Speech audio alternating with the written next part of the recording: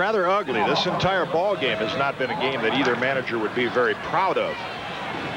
The way their teams have played. The Twins have executed early, put some runs on the board, but the pitching. There's Gary Mielke, born in St. James, moved to Mankato as a teenager, pitching against the Twins, and the first pitch to Wally Backman outside a ball.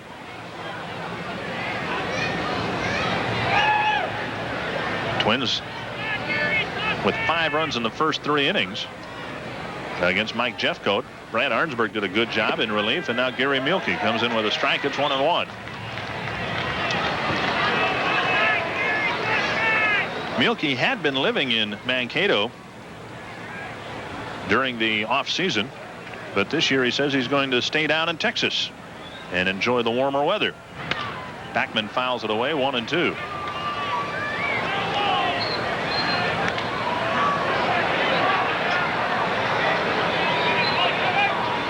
Backman doubled in Carmelo Castillo in the second inning. Twins got 3 runs in the first, 1 in the second, 1 in the third. Since then, just a couple of hits. And they've not gotten a runner to third base.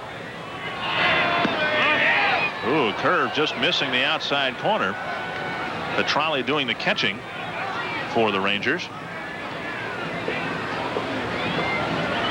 Rocky Rowe not giving Petrale and Mielke the strike call there. It's 2-2.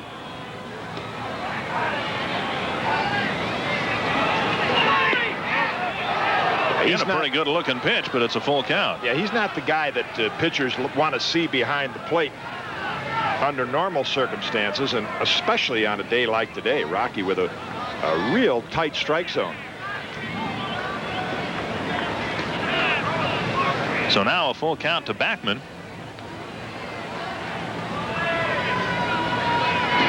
And a foul back.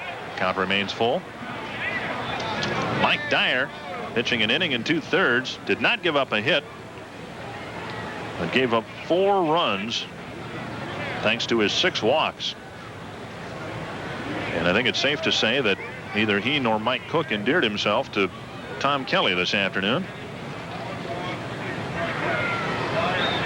Again, 3-2 pitch to Wally Backman.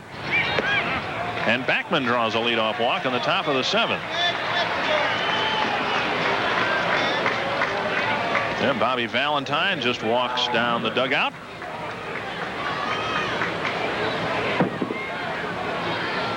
Al Newman with Backman taking over at first base. Newman 1 for 3. Singled in the 4th inning, was out at second trying to stretch it into a double.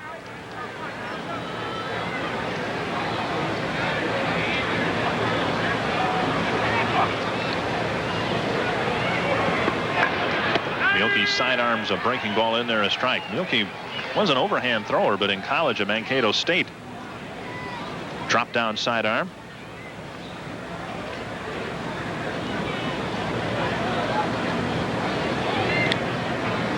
And a throw to first base, and Backman gets back. Steve Buechele has taken over for the Rangers at third base. Bobby Valentine clearing the bench, partially anyway. In the bottom of the 6th inning, Newman with a fly to left. Incaviglia surrounds it and grabs it, 1 out. You know, Brad Arnsberg pitched a very effective 4 innings coming in for starter Mike Jeffcoat. And right now he would be the pitcher of record and the winning pitcher, and I guess that would be justification because he's the only pitcher that hasn't issued a base on balls. So 1 out, 1 on, and Greg Gagne the hitter. In his 4 innings, you know, he just the opposite of the Twins pitchers. Arnsberg kept falling behind, but he was able to make pitches and come back and keep from walking people. Both Dyer and Berenguer had hitters in 0-2 situations, right, and they were not able to make the pitches to finish them off. Mielke throws to first, and Backman is chased back. And this would be the inning if you're going to win this game. If you're the Twins, this would be the inning to get it done. Gagne takes high a ball, 1-0. You've got a hot hitter in Greg Gagne and Dan Gladden and Kirby behind them. And if Mielke gets through the 7th, you know you're going to be looking at Jeff Russell. I would say right now the premier closer in the American League. Twins handled him pretty good in the second game at the Metrodome last week. But the other night, Russell picked up his 31st save. 1-0 pitch to Gagne. Foul back, 1-1. Didn't you feel in that sixth inning that the wind really played tricks with Brian Harper on those foul pops? I don't know even if it's as much the wind as it was Brian looking up into the bright sky and having a hard time picking up the ball, because most of the time catcher will toss the mask away and run right to the railing as quickly, get to the railing first and then you can lean in to make the catch. But it appeared that Brian never really got a good view of the ball, picked it up quickly enough. Gagne taps it back to the mound. Mielke goes to second. They get one. They'll have no chance at first. So the Rangers get the lead man. Gagne reaches on a fielder's choice. He's 0 for 4. And that will bring up Dan Gladden. Good sinking action there. That looked like either a slider or an off-speed pitch of some kind. Down in the strike zone. Rocky Road takes a look at the baseball and says something to Gino Petralli. Gladden has hit the ball right on the nose 3 times this afternoon. A double to left in the first, a double to left center in the third, and then a scorcher right back to the mound that Arnsberg got part of the glove on. Might not even have been the inside of the glove. Arnsberg knocked it down and was able to throw Gladden out at first base. Sidearm hook misses, ball 1. Shane Rawley warming up in the Twins bullpen. Trying to get his throwing in at any opportunity, but in a game like this, Twins may send Rawley into the ball game if he can throw strikes. Hit fairly well again, but this time on a couple of hops over to Franco. He flips to Kunkel, and the Twins are done here in the 7th inning. Can't do anything with a leadoff walk. And after 6.5, Texas leads by 2.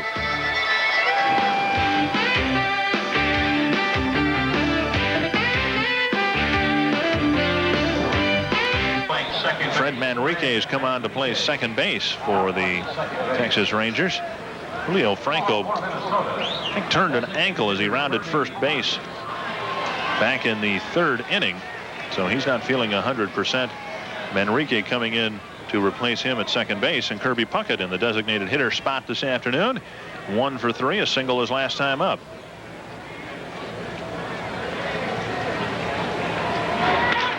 Puckett drops it behind second base, and it's in for a base hit. Puckett's second hit of the afternoon, and he's going to wear those pants up pretty high probably tomorrow night as well. Hey, he saw Gino Petralli do that. He said, I'll answer that with a little pitch and wedge of my own. Just loops it out into short center field, and I would expect that will get Jeff Russell up a little earlier than Bobby Valentine intended. Kirby just covering the plate and making contact. You know, if the Rangers win this game, it will be not only a victory for Texas, as Harper stands in. Down and away, it'll be a victory for modern medicine.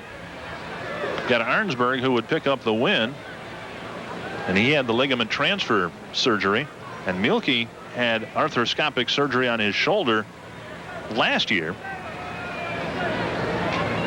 So 2 guys trying to come back from some pretty serious arm troubles, factoring in the Texas win if in fact they hang on and win the ball game. Now Mielke likely won't finish the ball game, but he's making a comeback of his own.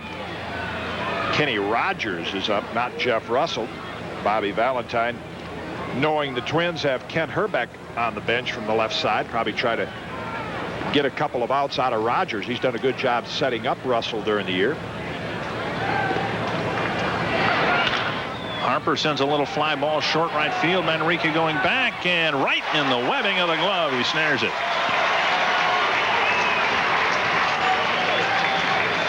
Now Manrique just got it a little white showing. He gets the out. Players call this a snow cone. A little snow cone catch right there. Manrique battling the wind a little bit, not playing every day, getting accustomed to the conditions, and just recovers to make that catch. So Puckett still at first, 1 out, and now Gene Larkin singled, hitting right-handed, and 0 for 2 left-handed. Chopper to Manrique. There's one, and there's two. So Mielke does his job, pitching 2 innings of relief, keeping the Twins at 5. And after 7 1/2, the Rangers still lead by 2.